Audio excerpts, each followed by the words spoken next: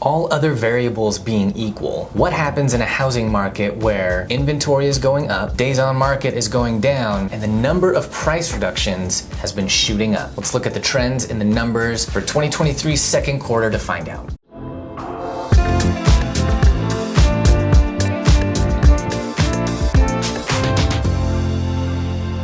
My name is Christopher McGee. I'm the owner of Halcyon Real Estate. Halcyon Real Estate is affiliated with the Keller Williams Market Center in Salt Lake City, Utah.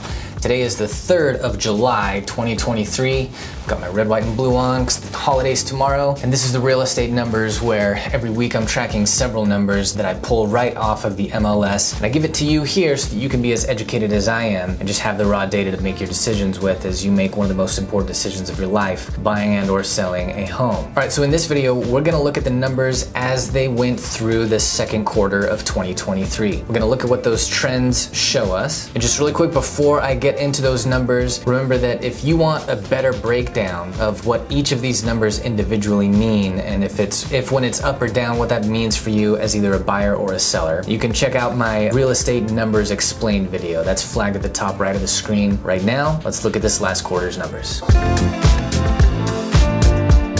So our inventory as of now sits at 7,978. And through the quarter, we see that it rose from just over 6,000 and got to just under 8,000. So through the quarter, it rose by nearly 2,000. And I've talked many times about why I'm really happy about that. Well, let's get to the next number. Days on market for the average of last week was about 38 days on market. And we can see that that trended from the high 50s to the high 30s. That came down by about 15 days on average for how long things sat on market across the last quarter. The difference between list price and sold price on average, if you want to see a weird graph, here you go. While it looks like this number has really been around town and right now it's sitting at $9,056 in the buyer's favor, really we see that we haven't varied much from a pretty minimal variance. So we've got as low as 12,000, we've got as close to zero, no difference between list price and sold price as in the 4,000s. So really where it's at right now is roughly the average of where it's been all along. Homes sold last week came to 630. If you want to see a pretty boring graph, here you go. 630 is on the high end for what we've had, and it's really stayed between about 525 to 550 homes sold per week throughout the last quarter. And if you want to see an even more boring graph, let's look at the number that have been consistently under contract throughout the last quarter. 5,081 is where we're sitting at right now, and you can see that we've really sat at just over 5,000 throughout the last quarter. Price reductions per week, the number of times that a seller dropped their asking price before they accepted an offer and went under contract. The number of times that happened last week was 858, and we can see on the graph that that shot from just under 500 to a little under 900. That came up by not quite 400 across the course of the quarter. And our last number is the number of listings that were either canceled, expired, or withdrawn from the MLS in the previous week. The previous week we had 419 cancellations, expirations, or withdrawn listings from the MLS. And here's another graph that shows you that there hasn't been much movement across the last quarter. So we've really been around 300. You'll notice it always pops up on the first week of each month. That's because the listing contracts are often written to end at the end of a given month. And so we see a spike in expired listings recorded the following week, which is always, there you have it,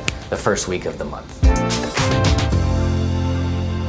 Okay, so you saw that most of our variables really stayed put, with the exceptions of the three that I mentioned at the beginning of the video. Our inventory's up, our days on market has been coming down, and the number of times that sellers offer price reductions before they go under contract has been going up. It's shot up nearly 400 across the course of this last quarter. So we have to understand things in proper context. And the context of where our inventory has been going is this. Yes, it's been coming up, and yes, it's come up significantly across the quarter, and yes, inventory traveling up is a variable movement that is in favor of the buyer. You just have to remember the context here is that we've been coming up from record lows. And so we're still traveling through seller territory on our way up to a balanced market, which we still aren't at yet. We're 2,000, 3,000, 4,000 homes actively on the market away still from a balanced market. So our inventory still sits in territory favoring sellers, although it's moving in direction favoring buyers. Our days on market coming down is obviously in favor of the seller. And while our number of price reductions happening per week is increasing, and while that is in favor of the buyer, it's not a dramatic price decrease whenever it's happening. We can see that by looking at the graphs that show the difference between average list price and average sold price. And when that average is sitting around $9,000 throughout the quarter, we can see that what's been happening is, yes, sellers are dropping their prices, just not dramatically. It's happening more, it's just not happening by a big number. So this brings me to a repeat of what I've been saying for about a month now. Buyers, you have more choices, and that's good. And there's a decent chance you won't have to pay over asking price for your home, and that's good. Just remember you're still in seller's market territory. Please don't think you'd have all the choices that you'd like. Please don't think you have all the time you want to make a decision on what you want to make an offer on.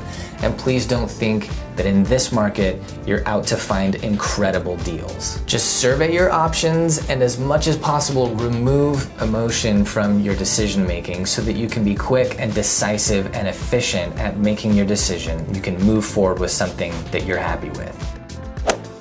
Now, if you want to see something really interesting, go back and look at the first quarter trends and compare that to this year's second quarter trends. You'll be even better educated. If you or someone you know is looking to buy or sell a home in Utah in the coming months, please feel free to reach out to me. Let's have a conversation. I'd love to get you even more in-depth educated on right now's market. I'll be happy to help. And if you want to stay educated on Utah's real estate market, there's not going to be a better way than to hit that subscribe button on the top left of your screen. Stay up to date week to week on what's going on in our market, get these weekly updates to the numbers, and stay better educated.